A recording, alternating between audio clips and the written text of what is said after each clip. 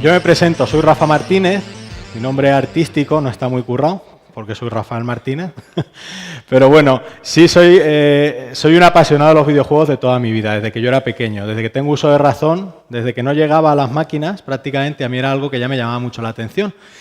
Y eso, con el tiempo, te vas dando cuenta de que no es algo temporal, como te decían, que son cosas de chiquillos, sino que conforme vas creciendo te sigue gustando y quieres más y vas buscando e informándote de más temas. Hizo que hace unos años abriera un blog, porque lo que me di cuenta es que aparte de los juegos, realmente a mí lo que me gustaba eran las historias que había detrás de los juegos y sobre todo de las compañías. Tened en cuenta que el mercado del mundo del videojuego actualmente es el mercado número 1 de ocio en el mundo. Mueve más dinero que la música y que el cine juntos. O sea, esto ya no es una cosa de niños. Y realmente las empresas que hay detrás tienen que ser punteras a nivel tecnológico, a nivel de desarrollo, y tiene una particularidad increíble, que cada 10 años el mercado se desmorona y hay que volver a empezar, porque viene un cambio de ciclo, hay que cambiar sistemas, y la particularidad de esto hace que se creen empresas y caigan con una facilidad, y que tan pronto las que estaban tan arriba, y tenéis todo, el ejemplo más claro fue Atari, que en el año 2000, en el año 78-79 era dueña casi de todo Estados Unidos y ahora fijaros dónde está. Os siempre pongo el mismo ejemplo. La compañía de mayor crecimiento en la historia de los Estados Unidos, de toda la historia de los Estados Unidos y por lo tanto probablemente del mundo, es una compañía de videojuegos, que es Activision. ¿Vale? No es Google, no es Facebook, no es Apple, es Activision, es una compañía de videojuegos. Todo eso me dio pie, como os comento, a hacer un blog, que es www.historiasdevideojuegos.com, donde podéis consultar muchas historias y además lo quise centrar en los errores de las compañías, digamos los errores estratégicos. De ahí di el salto, si se puede denominar así, a la órbita de Endor, que es probablemente uno de los podcasts de referencia a nivel nacional. Nuestra especialidad es todo lo que tiene que ver con el friki, con el friquismo, cine, videojuegos, cómics, juegos de mesa, etcétera, etcétera. Y actualmente, bueno, pues con todo el tema del estreno de la nueva película de Star Wars, ahí se sacó una captura porque, por ejemplo, en el ranking de iVoox, que es la que mide todo lo que sería el podcasting y las radios en España, en la semana de 1 de diciembre nos conseguimos colocar en el puesto número 8 a nivel de habla hispana. O sea, actualmente tenemos unas descargas aproximadas de unos 20-30.000 descargas semanales y con puntas como puede ser por el episodio de Star Wars que superamos las 100.000 descargas entre iTunes e iVoox, ¿vale? Bueno, pero yo no he venido aquí a hablar de mí, sino que hemos venido a hablar de una consola que es la Gizmondo. Tenemos que irnos al año 2003, si os acordáis, en el año 2003... Esos señores astronautas que veis allí fue el Columbia, muchos recordaréis la catástrofe del Columbia, que después de la del Challenger ha sido la mayor catástrofe que ha tenido la NASA, que explotaron en pleno vuelo, muriendo absolutamente todos los tripulantes. El Señor de los Anillos, El Retorno del Rey, ganó 11 Oscars, en los Oscars del 2004, pero como película del 2003. Y el Balón de Oro, a mí me gusta mucho el fútbol, lo ganó Pavel Nedved, que era jugador en la Juve, centrocampista. Antes de que solo lo ganaran Cristiano y Messi, pues Nedved ya lo ganó. Entonces, el mercado de las consolas estaba de la siguiente manera. Teníamos que en sobremesa lo dominaba PlayStation, ¿vale? Con su PlayStation 2, Sony, y en el mercado de portátiles Nintendo intentaba aguantar el tipo y acababa de lanzar Nintendo DS, y Sony había lanzado la PSP. ¿Vale? También teníamos por ahí a Nokia, ¿os acordáis de Nokia? Que también lo que hablábamos antes, eran los líderes indiscutibles en el mercado de la telefonía y a día de hoy están pues, en la más absoluta de la ruina. No sé si alguno de los que estéis aquí no lleva Nokia. Si nos lo hubieran dicho en el año 2003, que en una sala de todos los que estamos nadie lleva un Nokia, probablemente no nos lo hubiéramos creído, ¿no? Y lanzó Engage, que fue el primer intento de fusionar el teléfono móvil con una consola. Tenía unos fallos de diseño muy grandes y eso es lo que en parte le hizo que no triunfara. Porque, por ejemplo, para hablar por ella, pues la tenías que poner de canto, ¿eh? ¿Os acordáis alguno? Incluso a lo mejor alguno la llegó a tener. Y para meter los juegos, seguramente que tenías que sacar la batería y meter el juego. Yo no sé, eso el que se lo inventó no tenía las cosas muy claras. Pero bueno, había sitio para más competidores. Y ahí es donde nos metemos con Tiger Telematics, que es una empresa que se funda en Suecia por el año 2002 por un señor rubio que se llamaba Carl Frier, que parece el malo de la Jungla de Cristal 1, ¿vale?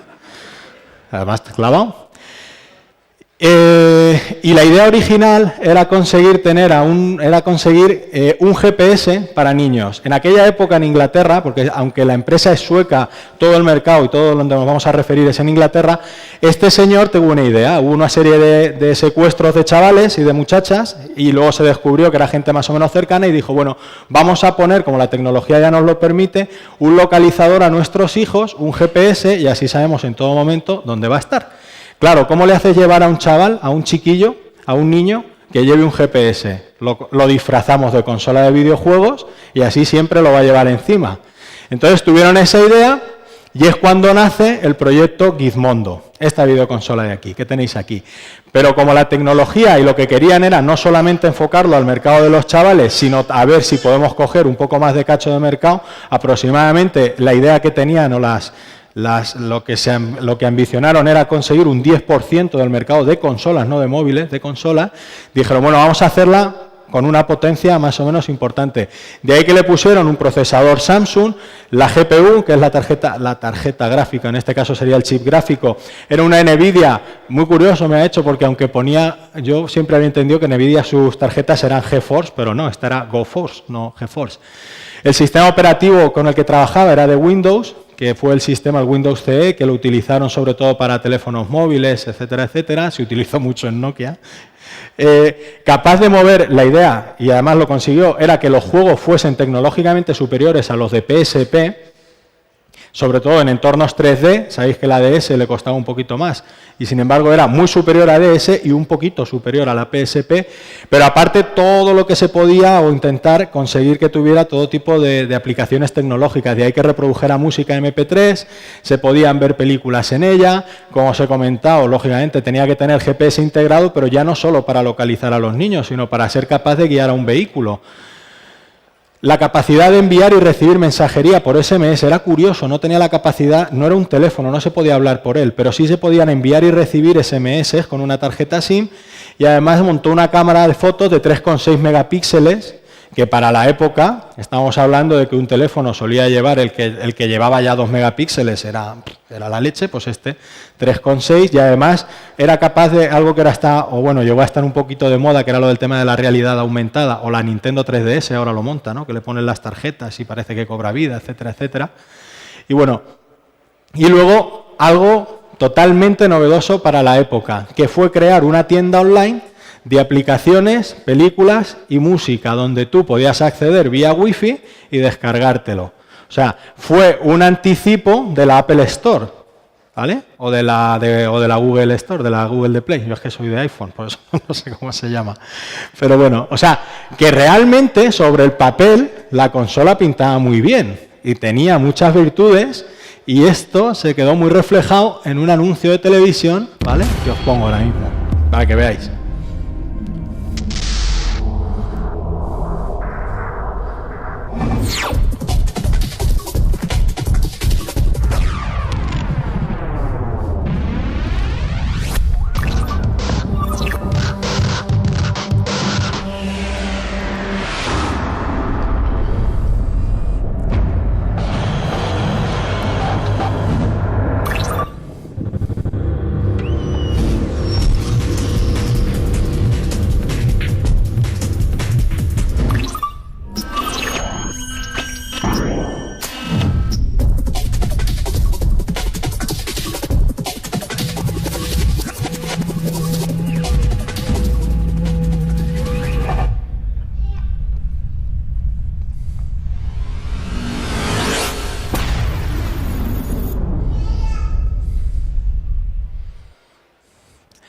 Bueno, el vídeo del juego no se ve muy bien, así es que lo vamos a dejar, como ahí se ha visto un poquillo. Ya en YouTube tenéis todos los que queráis y bueno, gente probándole y demás. Y llega el momento del lanzamiento. Hasta aquí yo creo que todo más o menos bien, ¿no? Entonces dicen, bueno, ya tenemos un producto que creo que tecnológicamente puede dar la campanada, creemos que hay un nicho de mercado, creemos que hay un hueco. Vale, pues vamos a lanzarlo. ¿Cómo se lanza? Pues vamos a hacer la mayor fiesta que se ha visto en la historia de tema tecnológico. Y en marzo del 2005 organizan una fiesta y invitan, fijaros, ese que veis allí, el de la izquierda, al pequeñajo, seguramente lo conozcáis, que es Minillo, de la serie de películas de Austin Powers, pero el negro al que le está pegando un puñetazo es Lennox Lewis, que fue el campeón del mundo de boxeo de los pesos pesados. Vamos, si habéis visto ahora lo que gana un boxeador, en aquella época también. O sea, cogerte a un tío de estos para que te patrocinara, tienes la consola entre las manos, fue una cosa, o sea, valió una pasta. Ahí tenéis diferentes grupos de música. El de la derecha es Sting, que fue el que cerró la fiesta, pero invitaron a personalidades como Pharrell Williams, Jamiroquai. Ya os digo, Pharrell Williams es el que se hizo muy famoso el año pasado con la canción de Happy. ¿Vale? Yo pensaba que arrebancó en este año con esta canción, pero no, ya desde el año 2003. Todo, claro, como os he dicho, en Inglaterra era una personalidad. Pamela Anderson estuvo en la fiesta de Gizmondo, y esta señora de ahí, que es la que está abajo, que fue la que presentó el evento, que se llama, yo no lo sabía, Dominique, pero bueno, que en Inglaterra sí que es cierto que era una especie de Ana Obregón, yo creo, nuestra, ¿no? Algo parecido, pero que tenía mucho caché. La fiesta se estima que costó alrededor de 3 millones de dólares, ¿vale? Solamente la fiesta de lanzamiento, se lo gastaron en una noche para promocionar el evento. Los periodistas que asistieron aún la recuerdan, o sea, fue famosa en todo el sector, porque además dicen que el champán, el Dom Perignon, allí, una botella de Dom Perignon vale más de $100, vale más de 100 euros. Bueno, pues el Dom Perignon allí, por lo visto, como si lo regalaran. O sea, ya os digo, fue un bombazo en toda la industria. Y también hicieron eventos de patrocinio, como por ejemplo correr las 24 horas de Le Mans con el coche, que estaba, y implicar también a Jenson Button, que es el que está ahí arriba a la derecha, con la consola, que sale el tío aquí, con la foto, etcétera, etcétera.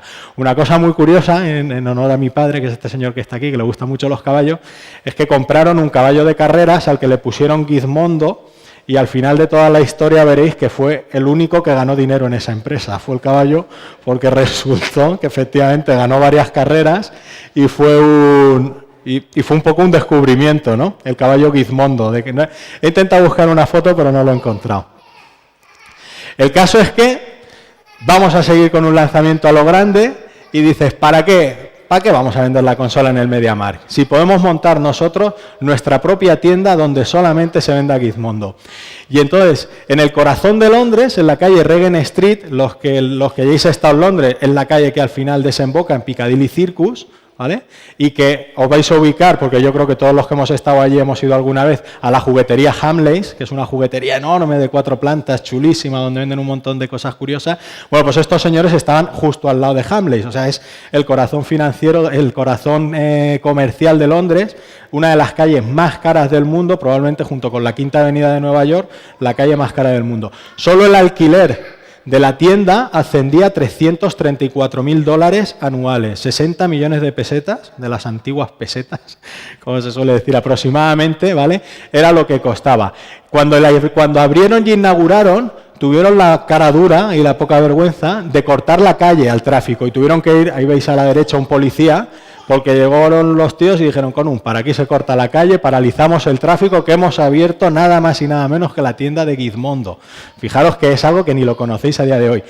Y lo que era curioso es que realmente la Apple Store se había abierto en Estados Unidos, las tiendas de Apple ya se habían abierto en Estados Unidos, pero hacía solo 6 meses que había salido del mercado americano. O sea, solo hacía 6 meses que estaban ya en Europa y curiosamente también que la habían abierto en Londres.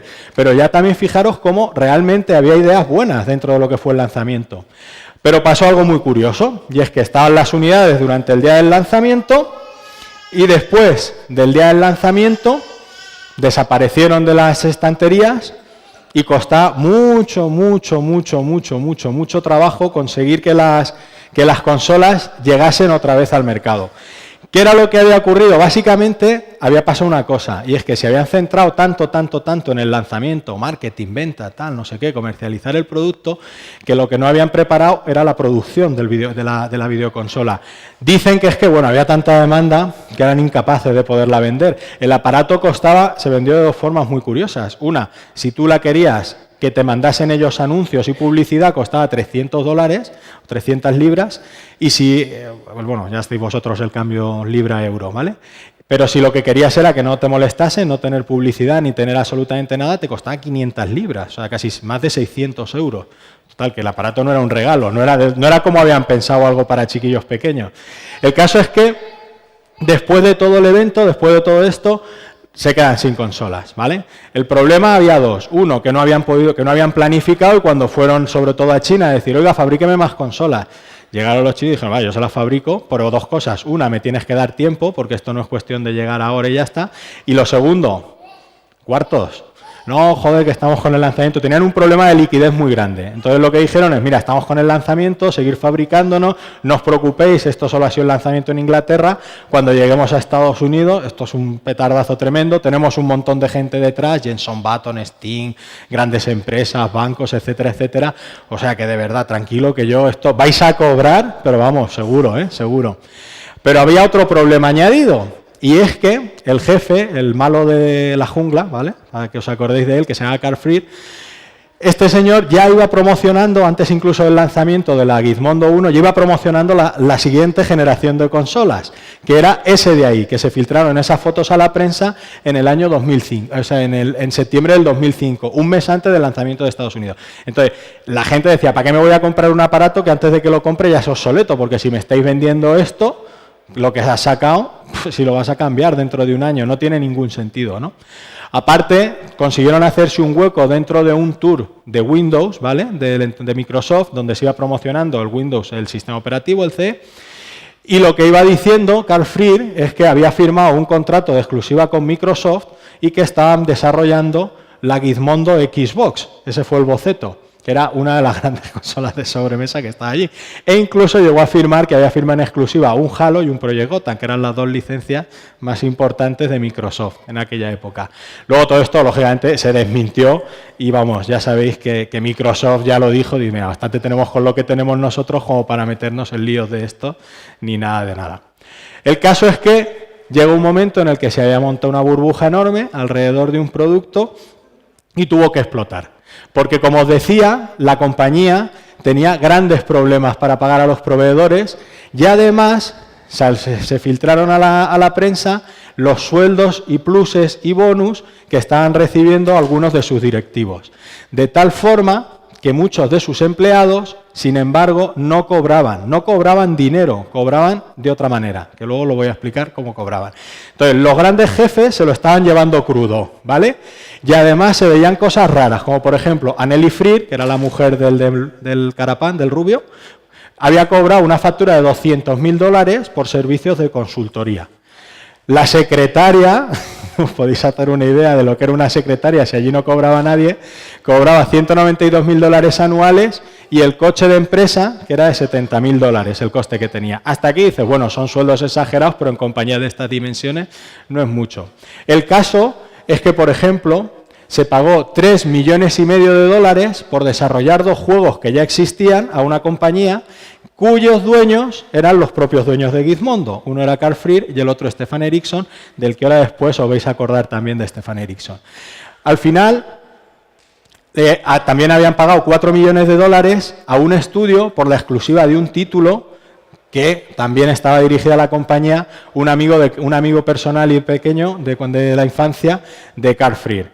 O sea, que aquí las cosas empiezan ya a verse y los sueldos que estaban cobrando los grandes directivos, que ahora hablaremos quiénes eran, estaban en torno a los $2-3 millones más bonus de otros $2-3 millones. O sea, los que se estaban llevando el mercado, o los que se lo estaban llevando crudo, eran los jefes y claro, así no había dinero ni para consolas ni para nada más todos los gastos excéntricos que estaban haciendo, porque se encontraron facturas a joyerías, ¿vale? Porque se encontraron facturas a joyerías de importe de más de $2 millones. Solamente el reloj que llevaba Carl Freer, el rubio, costaba $150.000, ¿vale? O sea, no solamente estaban llevándoselo ellos, sino que le estaban cargando a la empresa una cantidad de gastos descomunales. Pero lo mejor, esto es lo que más me gusta, eran los coches de empresa, ¿vale? Ya que tienes que dar imagen y ya que tú vendes, eso era lo que ellos decían, vendemos imagen, hay que tener unos coches de empresa acorde a lo que viene siendo esto. Y es cuando se desveló que llevaban un Rolls Royce Phaeton, el Mercedes SLR, ¿vale? McLaren, el Mercedes Maybach, uno de los coches más lujosos de la historia, y ese que veis ahí arriba, que está parado justamente en la tienda de Gizmondo, de allí de Londres, ese es Stefan Ericsson, del que vamos a hablar ahora, con un Ferrari Enzo, que es uno de los coches más exclusivos de la historia. Hasta aquí ya vemos que las cosas están empezando a torcer, pero lo mejor aún estaba por llegar. Y hasta ahora no os he contado ni la punta del iceberg. Bueno, ese señor que veis ahí con la rubia, que es Stefan Eriksson, y como pongo, el hombre probablemente más afortunado del mundo, y no lo digo por la rubia, ya veréis por lo que lo digo, ¿vale? Con la consola recién salida en Estados Unidos, hubo un periódico sueco que se llama Aftonbladet, publicó un artículo donde detallaba el pasado criminal de todos los ejecutivos de Gizmondo. Habéis visto que al principio la conferencia se llamaba Gizmondo, la mafia entra en el videojuego. Hasta ahora no hemos hablado de nada de esto. Pero entonces es cuando ya se detecta que efectivamente este señor, 10 años antes, había sido detenido durante 8 años, había pasado 8 años en la cárcel por recibir bienes robados, intentos de fraude, falsificación de moneda y además había estado traficando con drogas. Se le designó a él como la cabeza de la mafia sueca, conocida como la Uppsala, que era un grupo criminal responsable de diferentes asesinatos y secuestros. Para contaros una anécdota, ¿vale? Hubo un juicio contra este señor que le demandó un hombre porque lo dejó medio muerto en un hospital, en teoría para intentar cobrar una deuda. Bueno, si habéis visto El Padrino 2, cuando van al juzgado, en el juicio, el testigo dijo que no se acordaba de nada, que bueno, que las cosas se habían ido de madre, que les había engañado la policía y este señor salió libre. O sea, estaban utilizando auténticas estrategias de la mafia. No solamente era este hombre, sino que también podíamos encontrar, y los motes son los suyos, lo que pasa es que serían en sueco, un tal Johan Enander, que era el jefe de seguridad de la compañía, que le decían el torpedo, que había cumplido condena por asesinatos en Suecia, y Peter Uff, el comerciante, que también había estado implicado en diferentes tramas de comercio con arte y con antigüedades, ¿vale? O sea, que al final lo que estaban detrás de toda la Gizmondo era ni más ni menos los que se había metido, era la mafia sueca, que habían visto una manera buenísima en el mundo del videojuego y en el mundo de la tecnología para poder blanquear y hacer dinero a costa de algunos, pues eso, pobrecillos. Si habéis visto, ahí me recuerda mucho también, si habéis visto la película de Uno de los Nuestros, ¿vale? Cuando se meten a comprar, os recomiendo esa película a todo el mundo, si no la habéis visto, todos los que estéis aquí, cuando podéis la veis, donde habla muy bien también de la mafia, pero en este caso de la mafia italoamericana, y hay una escena en la que se quedan con un bar y hasta que consiguen, o sea, va a ser todo, de no pagar a nadie y de absolutamente desfalcarlo todo, consiguen hacer lo que cierre, pero como ellos es la mafia, ¿qué te van a hacer si no pueden hacer nada, no? Entonces, pero lo mejor aún no es esto. Y ahora es cuando de verdad esto la cosa se pone interesante. Bueno, tras el escándalo, tanto Carl Freer como Stefan Eriksson, como toda la directiva, se ven obligados a tener que huir. A ver, que vea el tiempo. Vale. Se ven obligados a tener que huir y abandonar Inglaterra, dejar la compañía, y además ponen pies en polvorosa y van a Estados Unidos. De tal manera, si os acordáis, me ha hecho mucha gracia el póster, los que ya tengáis una edad, ese día ya es Stevie Wonder, cuando salía con el Si bebes no conduzcas, ¿no?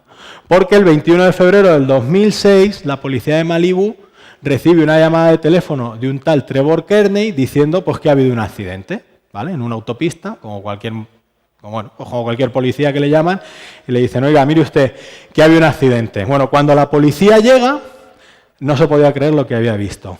Porque resulta que había un Ferrari Enzo que se había estrellado, luego se designó, a cerca de 200 millas por hora. 200 millas por hora, si lo trasladamos al sistema métrico, son 321 kilómetros por hora. El Ferrari Enzo, era un Fórmula 1, pero de calle, ¿vale? Entonces, ahora, bueno, realmente es que era uno de los coches más exclusivos que había. Solo se fabricaron 400 unidades. Entonces, ¿queréis ver cómo se quedó el coche? Sí. Mirad. Ese es el coche y ese es el motor. El motor de ese coche va en la parte trasera. Se partió literalmente por la mitad, ¿vale? Y yo os decía antes, ¿por qué Stefan Eriksson es el tío más afortunado del mundo? Porque solo se hizo un corte en el labio, ¿vale?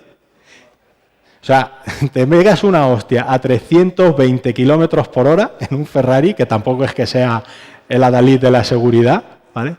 Lo dejas así como lo dejas y sin embargo solamente él se hace un corte en el labio. Bueno, cuando llega el policía, y esto es buenísimo, se encuentra que hay 3 personas, por así decir, implicadas dentro del accidente o que están allí. Solo estaba el Ferrari, no había ningún otro coche. Entonces, lo primero que le preguntan es a Stefan Eriksson, porque él se identifica como que era el copiloto del coche. Él dice que él no conducía, que el que conducía era un tal Dietrich, era uno que se llamaba Dietrich. Entonces le dice el policía, vale, ¿y dónde está el tal Dietrich, el conductor del coche? Y dice, pues mire usted, ha salido volando, se ha ido por las montañas y yo no lo he visto. Claro, el policía se asusta y dice, bueno, vamos a apuntar un operativo, a lo mejor este hombre está gravemente herido, va a necesitar ayuda. Y mueven un operativo, los americanos no se cortan, helicópteros, patrullas de tierra, etcétera, etcétera, para intentar encontrarlo, y el tal Dietrich nunca apareció, ¿vale? Nunca jamás apareció. Bueno, pues ya tenemos a Stefan Eriksson. Pero había un americano, un hombre que era allí, ciudadano americano, que él dice, mire, yo he parado, cuando he visto el accidente, yo he parado, el teléfono por el que me han llamado era el mío, pero bueno, pues lógico, ¿no? Lo que nos hubiera pasado a cualquiera de los que estamos aquí, tú ves un accidente, paras y dices si necesitan ayuda. Y ahora hablaremos de este pobre hombre, pobre samaritano, lo que le ocurrió. Y el tercero, el que había llamado, el tal Trevor Kearney, que el tío dice, mire usted, yo conozco a este señor, al tal Eriksson, sí, somos amigos, hemos estado toda la noche por ahí de juerga, pero hemos conocido a uno que llevaba un Mercedes SLR, el McLaren, nos hemos picado, yo iba de copiloto con el otro, que no sé quién era, nos hemos picado, este ha tenido el accidente, yo he frenado, a frenar el del Mercedes, me he bajado del coche para ver si estaba bien, y el del Mercedes ha salido corriendo. Y dices, pero ¿y quién era? No lo sé. Los hemos conocido esta noche, mire usted, yo esto no le puedo decir más. En ese momento, Eriksson se saca de la cartera una tarjeta y se identifica como miembro de una empresa antiterrorista del gobierno norteamericano, como un alto cargo de una empresa antiterrorista del gobierno. Os juro que esto es verdad, en serio. Entonces, en ese momento aparece un coche, un todoterreno con las lunas tintas, se bajan 2 tíos. Todo esto es la declaración del policía, ¿eh? Se bajan 2 tíos con gafas de sol, las lunas tintadas, y dicen que efectivamente pertenecen al gobierno americano, que están en una misión secretísima y que se tienen que llevar de allí a los 2 sujetos, tanto a Eriksson como al tal Trevor Kearney, este de aquí. Y el policía, que el hombre pues, se queda así un poco impresionado, pero se huele una cosa, y es que él dice, bueno, yo estoy convencido que me están engañando, y sobre todo veo que Eriksson olía alcohol, que estaba. Entonces dice, bueno, le voy a hacer y además como se identificó que iba dentro del vehículo, dice, te voy a hacer un control de alcoholemia, a este si queréis os lo lleváis, me tienes que dejar una dirección, ¿vale? Por si acaso luego nos hace falta algo, pero a este le vamos a hacer un control de alcoholemia y luego ya si quiere que se quede en libertad. Le hicieron el control de alcoholemia y dio 0,9. En España más de 0,6 es delito penal, en Estados Unidos es 0,8, ¿vale? 0,6 es que no te tienes casi ni... Bueno, 0,9 yo creo que es que casi ni te tienes. El caso es que el tío se dio una hostia, borracho como una cuba, en un Enzo Ferrari a 320 kilómetros por hora y solo se hizo un rasguño en el labio. Total, que después de todo esto lo dejan salir de allí y por la tarde o al día siguiente, ¿os acordáis el que paró el coche para dejarles el teléfono y tal? Llama al policía y le dice, mire usted, yo me he encontrado dentro de mi coche un cargador completo de un arma automática y esto no es mío. Yo no sé de dónde ha salido, pero esto no es mío. Total, que ya la policía empieza a investigar, a atar cabos y dice, bueno, sí hubo un momento en el que yo dejé el coche poco visto, vi que se acercaba el tal Trevor Kearney, pero no sabía que es que estaba tirando, había desmontado el arma y le había tirado a uno el cargador, a otro y a otra cosa. Entonces, fueron a buscar al tal Kearney, a la dirección que le había dado, y la dirección pertenecía a un puerto, donde había estado anclado un yate, además un yate muy grande de 14 millones de dólares, pero ya no había nadie. El tío se había largado. Lo más increíble es que un Enzo Ferrari no se estrella todos los días. Entonces, esta noticia, y como decíamos, es un coche aproximadamente que solo hay 400 unidades en el mundo. Ahora 399. ¿Vale? Entonces, la noticia dio la vuelta al mundo y el sheriff recibe una llamada de un banco. ¿Vale? Aquí, eso es. Vale, eso es lo que os comento, que solo hay 400. Se calcula el precio del coche, el precio del valor del Ferrari Enzo. Ferrari lo vendía por $620.000, ¿vale? Pero solo se lo vendía a los clientes de Ferrari, de tal manera que este Ericsson no era ningún cliente de Ferrari, pero si necesitaba si quería comprar el coche tenía que ir a recomprárselo a alguien que se lo había comprado Ferrari, por lo que se estima que aproximadamente el valor del coche era de $1.200.000. La broma. Vale, pues acabas de romper $1.200.000, le has prendido fuego. El caso es que llama a este banco, un banco de Escocia, y le dice al policía, mire, ese coche no es de Stefan Ericsson, ese coche es nuestro porque le dimos un préstamo para comprarse el coche, pero llevamos 5 mensualidades que no nos lo ha pagado. Y además no le hemos puesto la denuncia de robo porque pensábamos que el coche estaba en Inglaterra, porque hay una cláusula cuando se compran coches de gran lujo que no pueden abandonar el país en el que se adquieren, y además ni siquiera lo puedes transferir. Entonces no hemos puesto la denuncia pensando que el coche estaba aquí en Inglaterra y resulta que no, que el coche está allí. Si os habéis fijado, la foto que os he puesto antes era de un Ferrari Enzo negro, ¿vale? La foto cuando ha llegado. Y la foto del accidente es de un Ferrari Enzo rojo. Ya habéis dicho, te hemos pillado, Rafa, no cuadra. Porque si el tío tenía un Ferrari Enzo rojo, o sea, si tenía uno negro, ¿por qué se da un golpe con uno rojo? Pues muy sencillo. Porque al día siguiente llama el Banco Lombard, que es un banco de Malta, debe de ser prestigiosísimo, ¿vale? Diciendo que han ido a la casa de Ericsson porque ellos le habían prestado dinero para otro Ferrari Enzo, que era el negro. O sea, el tío no tenía un Enzo, tenía 2. Y entonces, pensando que está en la casa de Inglaterra, resulta que no, que allí no estaba. Pero es que llamó un tercer banco, que era el dueño del Mercedes, que tampoco estaba en Inglaterra. El caso es que la policía acaba yendo a la residencia de Bel Air que tenía este hombre, ¿vale? Allí en California, ¿os acordáis del Príncipe de Bel Air, una de las zonas más exclusivas de Los Ángeles, que costaba $3,6 millones la casa? Bueno, encontraron valor de vehículos por 3,8 millones. Pero lo curioso es que todos, el tío se había buscado la manera de meterlos de forma ilegal en los Estados Unidos. Tened en cuenta que estamos en el año 2004 o 2005, ¿vale? O sea, Estados Unidos ya ha pasado el 11S. Meter algo ilegal en las aduanas de los Estados Unidos no es tan fácil, y menos aún coches de lujo que creo que llaman bastante la atención. Pero bueno, aquí el tal Stefan Ericsson se las había gobernado. Además, ya aquí salta todo, se empiezan a atar cabos y ya descubren que efectivamente este tío tenía un pasado criminal muy grande y, por si fuera poco, cuando hicieron las pruebas de ADN en el airbag, esa herida en el labio demostró que la sangre que estaba en el airbag pertenecía, el ADN de la sangre pertenecía a Stefan Ericsson, por lo tanto no había duda que no era el tal Dietrich el que conducía, sino que era este tío, y probablemente el otro, el Trevor, el compañero, era el copiloto. Al final, a este hombre llega a un acuerdo rápido porque él sabía que le habían pillado y accede a cumplir, solamente por el tema de haber metido los coches de forma ilegal, accede a cumplir una condena, ¿vale? Que creo que fue de unos 5 años o por ahí, hay informaciones bastante difusas.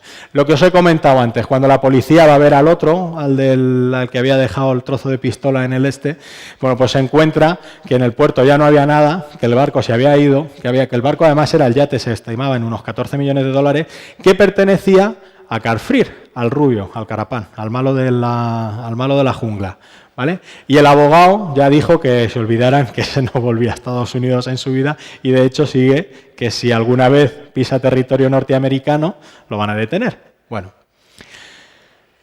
¿Y la unidad antiterrorista? ¿Qué pinta aquí en todo el tinglao? Este es Jack Bauer, 24, la mejor serie de la historia de la televisión. Wow. Chuck Norris no tiene nada que hacer con Jack Bauer, ¿vale? Hay un chiste que dice que la hija de Jack Bauer perdió la virginidad, Jack Bauer la encontró y la volvió a poner en su sitio, de lo chulo que es. ¿Vale? Es una broma. Bueno, el caso es que la investigación al final descubrió que el tal Ericsson pertenecía efectivamente a un cuerpo de policía, pero era un cuerpo de policía de una empresa de autobuses que se conocía como la Autoridad de Tránsito del Valle de San Gabriel. Realmente era una empresa de autobuses para personas mayores y personas discapacitados, ¿vale? Además, un poco ahí enlazada con lo que era la iglesia. Total, que este hombre pertenecía a una policía, ¿vale?, de un autobús del Inserso, para entendernos. Lo que ocurría es que el tío era un sinvergüenza, pero era listo. La ley en el estado de California permite a las empresas de autobuses que tengan su propia seguridad e incluso pueden tener su propia identificación, ¿vale? Además, les permiten llevar armas de fuego. algo que tampoco es muy raro porque estamos hablando de Estados Unidos, donde allí todo el mundo lleva un arma de fuego. Entonces, lo que le había propuesto al dueño de la compañía era decir, mira, yo te monto, era una compañía súper cutre, o sea, el hombre además era un hindú, el dueño era un hindú y tenía 3 autobuses piojosos que se caían.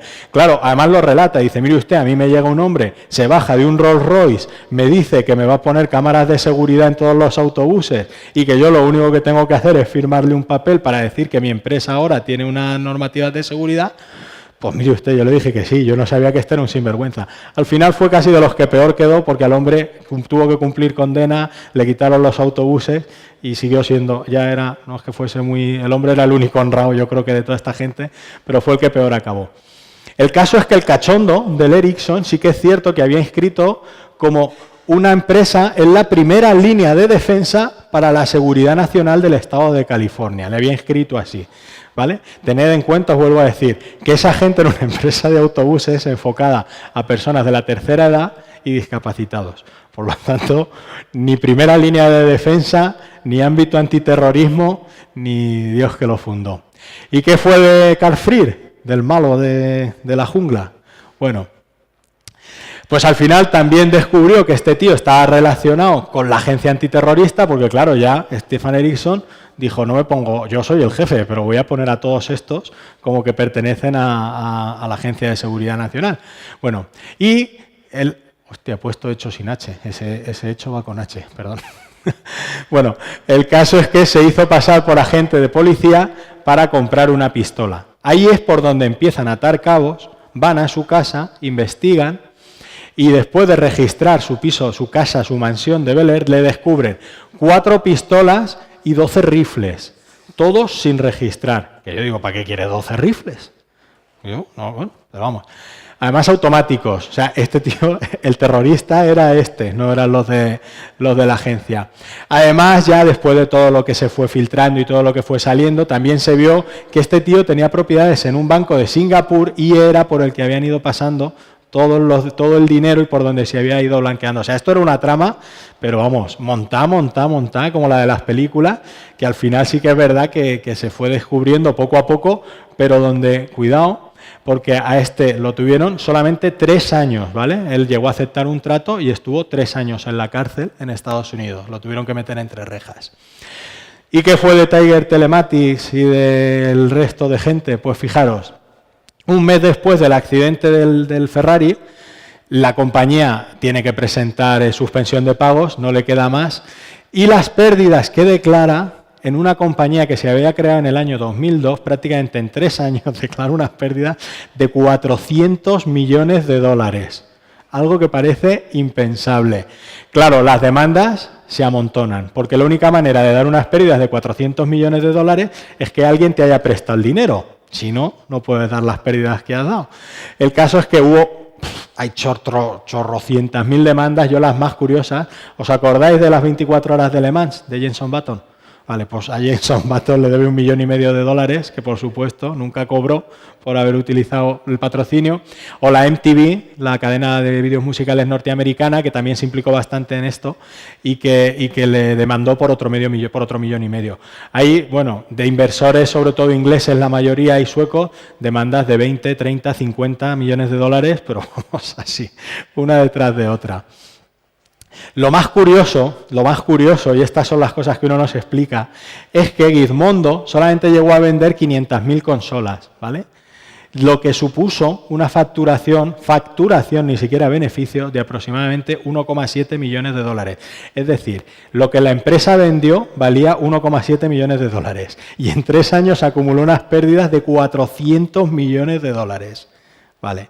Entonces, la gran pregunta es, ¿y eso cómo se hace?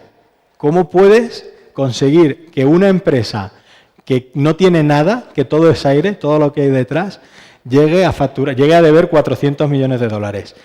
A mí hay una cosa que es una verdad universal, y es que en vez de explicarlo yo, lo van a explicar los Simpson. Yo creo que en los Simpson está todo. O sea, cuando tengáis algo, alguna duda, lo que sea, ir a los Simpson. Los Simpson tienen respuesta para todo. No sé si alguna habéis oído hablar del código secreto de la Biblia. Es un código que dice que si cruzas la Biblia de cierta manera te responde todo. Tal. Bueno, no sé eso si será verdad o no. Si no, buscar en internet es una cosa curiosa. Yo creo que no hay que irse a la Biblia, hay que irse a los Simpson, porque de verdad créeme que está todo.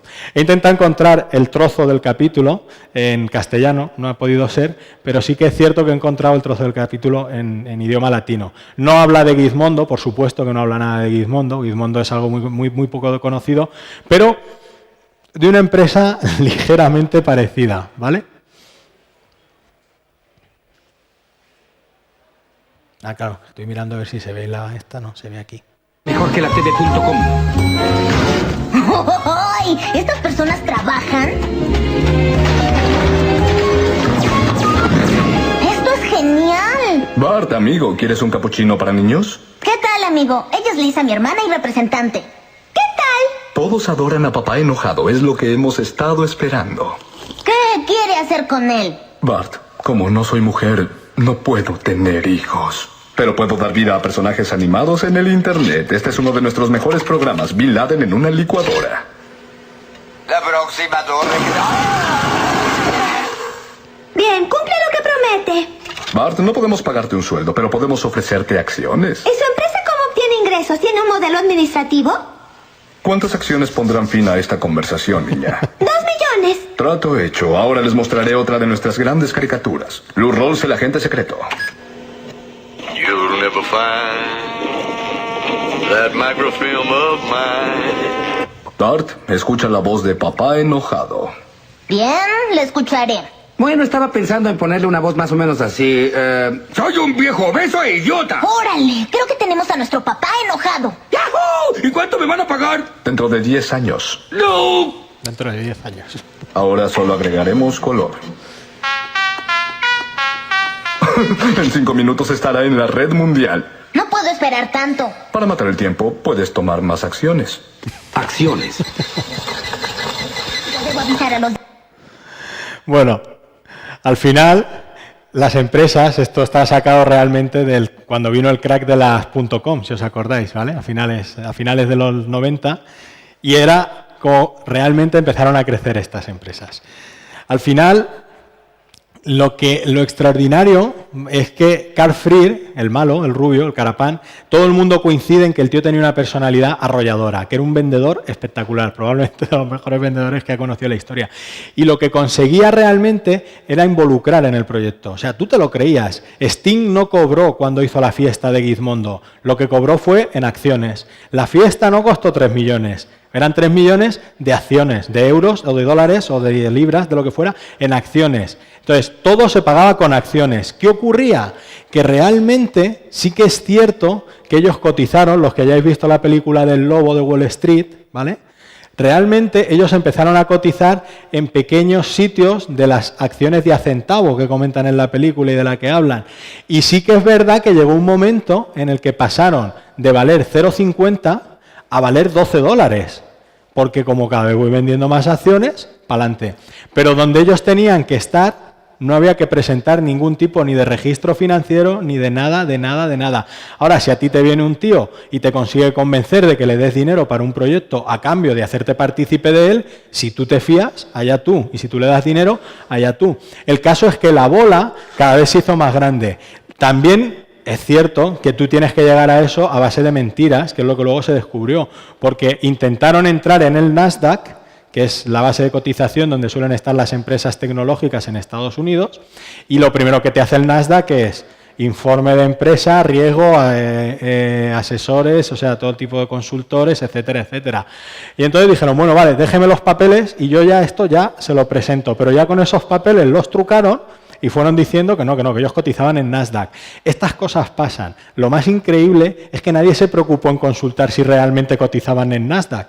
Hombre, alguno habría y no lo engañaron. Pero a los que lo engañaron, dijeron, a mí me decía que estaba en Nasdaq, yo voy tonto de mí y me lo creo, ¿vale? Por lo tanto, daba un empaque como de persona seria. Luego, todo lo que envolvió a la empresa, eso lo dice mucho. Joder, a ti te viene un tío con un reloj de $150.000 y un Rolls Royce que se te aparca en la puerta, un Rolls Royce Phaeton, y el otro en un Ferrari Enzo que vale $1 millón. Pues yo no pienso que son sinvergüenzas. yo me fío de ellos. Pero mucho cuidado, porque en esto de los sinvergüenzas no te puedes fiar. Y luego hay que también tener en cuenta algo histórico. En esa época, estamos hablando año 2003-2004, realmente se estaba viviendo una bonanza económica y los intereses de los bancos estaban muy bajos. El Banco Central Europeo era muy bajo. Los países no tenían tampoco que solicitar unas deudas y por lo tanto no se pagaba la prima de riesgo, que ahora la conocemos tanto, no se pagaba muy cara. Si tenemos en cuenta, por aquella época Google había salido a bolsa con unos resultados extraordinarios, o sea, había muchas empresas, estaba MySpace, ¿dónde está ahora MySpace, no? Pero bueno, que luego la fagocitó Facebook. Pero es cierto que había muchas empresas tecnológicas que estaban generando muchísimo dinero y era, por así decir, como el gran mirlo blanco, era donde todo el mundo quería entrar, porque era el futuro, se veía claro. Apple es en este proceso cuando empieza otra vez a crecer para arriba y es a partir de aquí cuando la gente sí que empieza a mirar a las industrias, dejan las industrias tradicionales y entonces empezamos a ver las industrias tecnológicas como algo de futuro. Los empleados que decíamos que no cobraban, ahí se refleja súper bien en Los Simpsons. Lo que cobraban era en acciones y claro, cuando decían y te decían, ¿qué quieres? ¿Cobrar un sueldo de lo que sea o quieres cobrar acciones que se están revalorizando a X% mes tras mes? No. A mí dame acciones, porque es que yo ya me veo que voy a ser como, no sé, como los fundadores o como los creadores de Google. Esto realmente fue muchísimo más exagerado y realmente no fue lo que nos condujo a la crisis, pero fue un poquito lo que pasó también con las hipotecas subprime. O sea, fueron productos que eran basura, que no valían para nada, que fueron los americanos los que se los vendieron a los grandes bancos europeos.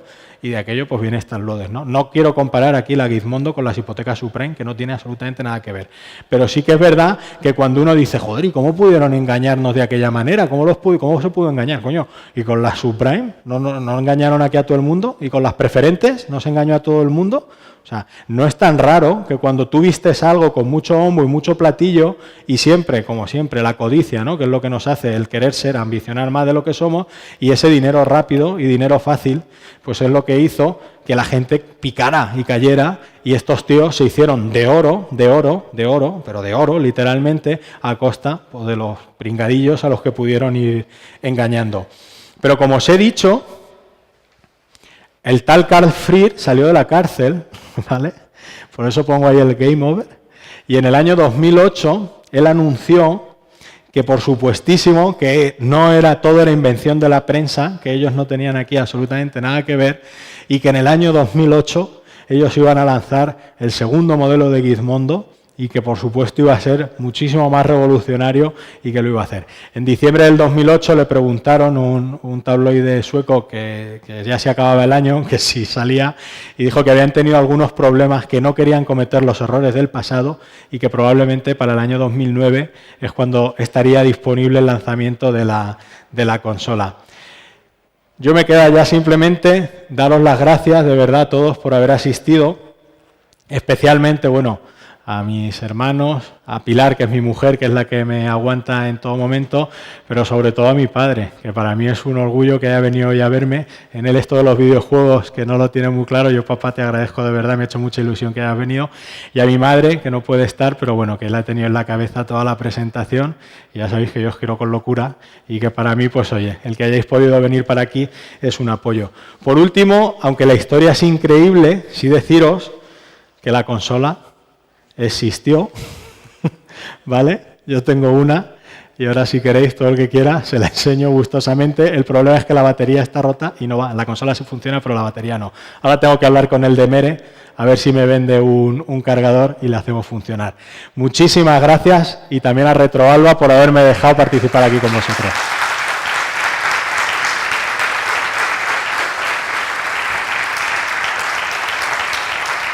Gracias. Lo he puesto. Oye, ¿alguna duda? Que yo he soltado aquí mi charla y si tenéis alguna duda... Sí. Joder, tú has conocido alguno. No tan listo a lo mejor, pero tú has conocido listos muy sinvergüenzas. Sí. Hombre, toda la información y toda la documentación está en inglés. Yo no he encontrado prácticamente nada de esto en castellano, ¿vale? y hay que rebuscar profundamente en Internet.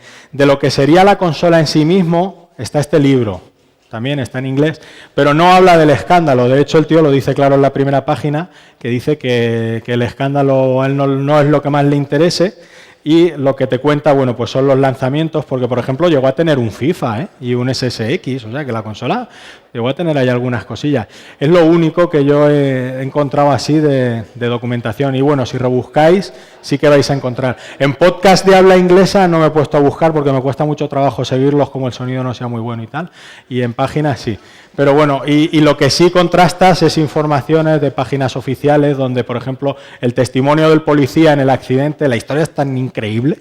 Yo lo que no sé es cómo no han hecho una peli de esto, o no hay alguien haciendo un guión y nos tenemos que tragar, yo qué sé, las 50 sombras de Grey y cosas de estas. Y esto sería un bombazo, en serio.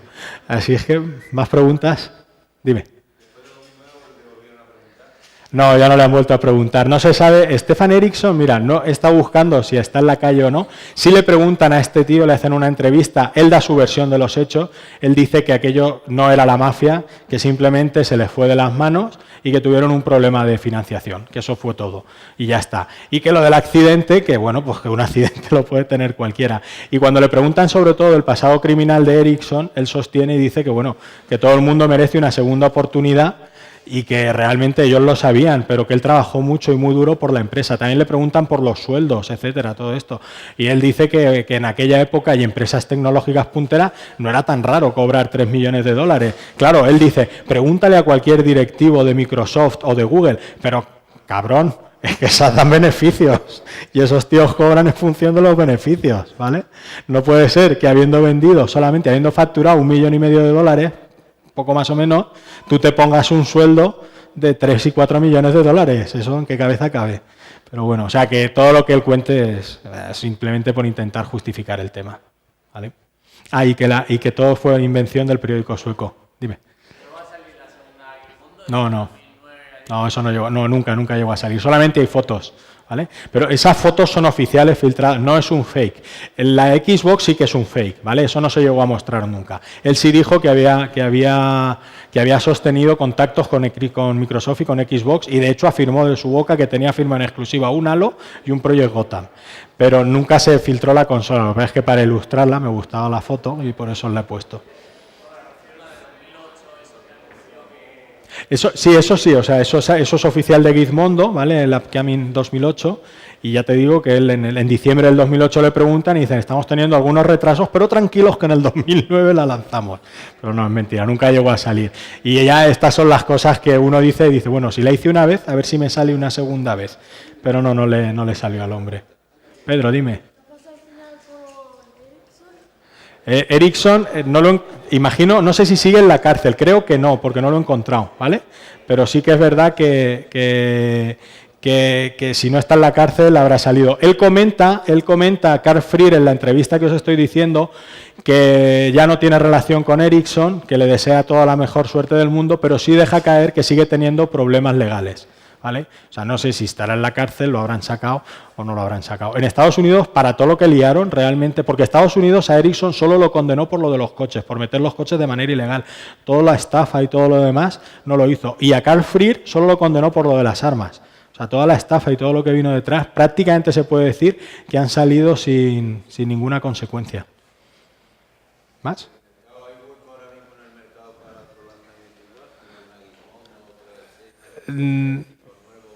Realmente ahora en el mercado de las portátiles está ahora cambiando un montón, y lo que están viendo, sobre todo, el mercado siempre ha estado dominado por Nintendo, siempre, con Game Boy, luego Nintendo DS, lo ha intentado todo el mundo, porque es un pedazo de la tarta enorme, pero realmente nadie ha sabido hacerle funcionar al mercado de las portátiles salvo Nintendo, y con productos mejores, con todo esto, pero solo Nintendo. Lo que sí está pasando ahora es que esto ha cambiado, porque los móviles y los juegos para móviles es lo que está haciendo que la consola portátil cada vez tenga menos sentido.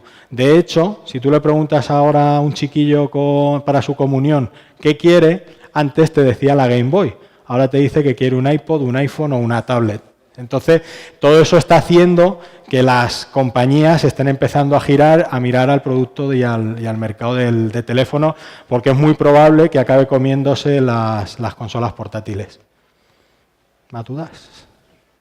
Aún así, Nintendo es la que marca pautas y saca un proyecto este año, que es la Nintendo NX, que nadie sabe qué es, pero ya veremos a ver, porque él sabe que está perdiendo la batalla y que tiene que hacer algo. Y nos tiene a todos. Y hay otra cosa, o sea, Nintendo es increíble como después de 40 años, bueno, la historia de Nintendo, os recomiendo que os descarguéis el podcast de la órbita de Endor, ¿vale? De la historia de NES, que hablamos de toda ella, y es increíble cómo es la única que crisis tras crisis se reinventa y sobrevive, se reinventa y sobrevive. Es increíble, es espectacular.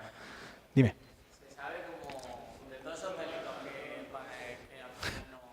Perdona. De los delitos Sí. que tuvieron que al final se quedó en nada. Sí. ¿Se sabe cómo pudieron salvarse? No lo sé. Imagino que con abogados buenísimos, ¿vale? Pero te vuelvo a decir, no te tienes que ir muy lejos. ¿Quién ha cumplido condena por todos los de las hipotecas subprime? ¿Quién está en la cárcel? Nadie. ¿Quién está? O sea, al final cuando tú lías a tanta gente, las conclusiones de los jueces muchas veces es, si te han engañado es porque eres tonto. Y si te crees que un tío, o sea, si yo ahora mismo te digo a ti, oye, que te voy a vender esta silla por $1 millón, porque esta es una silla, que esto es una maravilla, y de aquí a 2 años va a valer 3 millones. Si tú me das a mí y yo te vendí una silla, es muy fácil decirle al juez, pues mire usted, me equivoqué. Yo pensaba que iba a valer 3 millones y resulta que no vale. Pero el que la compró, los riesgos los conoces cuando inviertes en una empresa. No me puedes despedir a mí nada de lo que... Y luego se justificó todo. Que la esposa cobraba $200.000 por asesoría. Hay una factura. Sí, es que asesoró, es cierto, hizo un trabajo. Mira Urdangarín con el caso Nos. ¿Vale? Ahora viene otra persona. De verdad, yo, si queréis ahora en privado hablamos lo que queráis. Luego, Pedro, te contesto en casa porque hay otra persona que tiene ahora a las 12. De verdad que os recomiendo que... ¿Sí? Bueno, pues... No, venga, 5 minutos solo.